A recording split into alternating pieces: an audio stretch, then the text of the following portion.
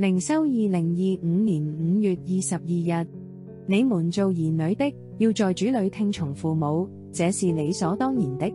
要孝敬父母，使你得福，在世長壽。這是第一條帶應許的誡命。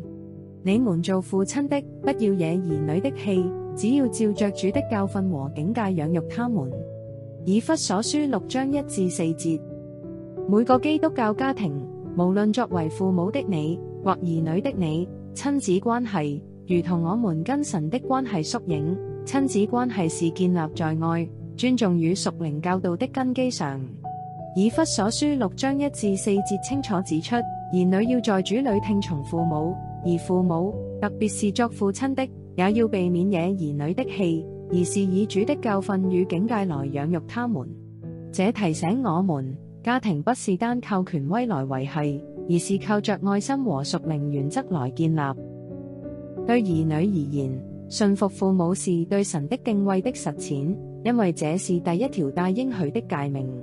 對父母而言，教養孩子不只是傳授知識或紀律，更是以生命影響生命。他們應成為孩子屬靈的榜樣，在言行中顯出敬虔與恩慈，而非以怒氣或苛責來逼迫孩子。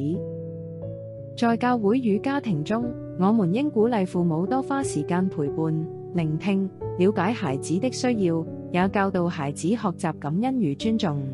當親子之間建立起互信、愛與敬畏神的關係時，整個家庭便能經歷神所賜的和諧與祝福。基督徒家庭是神所設立的見證，從親子關係開始，活出福音的真實。我們來禱告。親愛的天父上帝，感謝你賜下家庭，使我們可以在愛中成長，彼此扶持。主啊，你是愛的源頭，求你親自引導我們在家庭中活出基督的樣式。